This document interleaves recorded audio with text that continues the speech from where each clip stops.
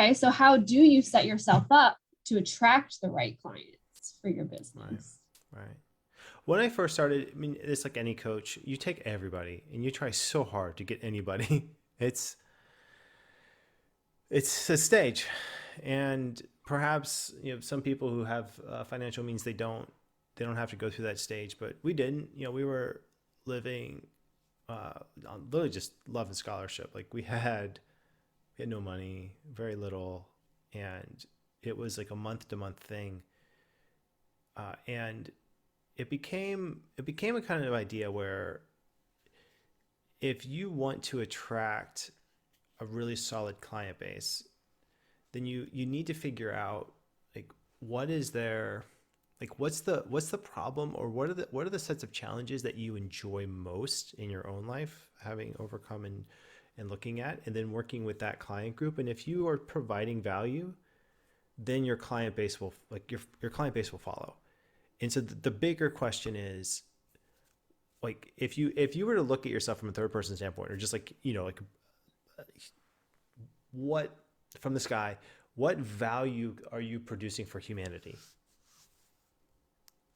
And if you can clearly answer that question, then it helps clarify marketing. It helps clarify your how you can attract the client base that you want.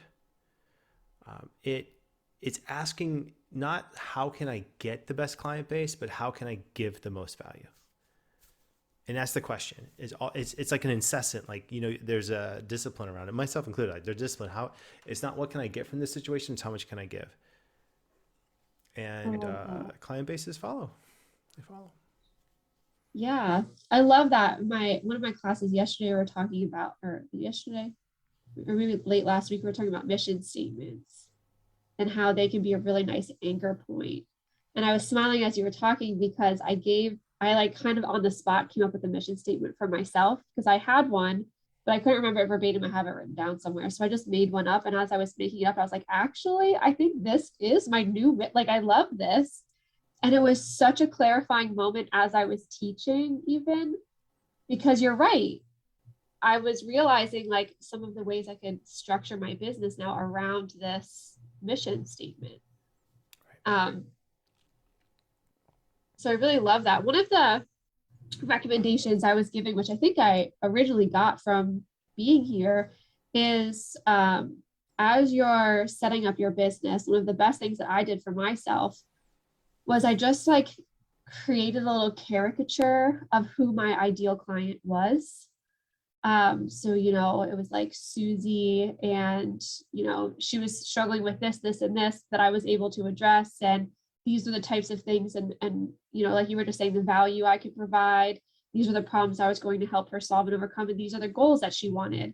But what was really important to me, just like the gentleman you were just speaking about, was that this was a person who already had started on the journey and wasn't waiting for somebody to get them started.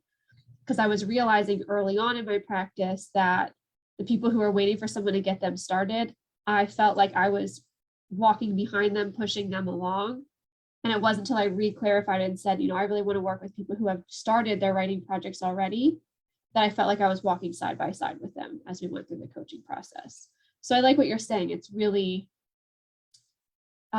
important that there's that value piece and that mission piece tied to what you're doing.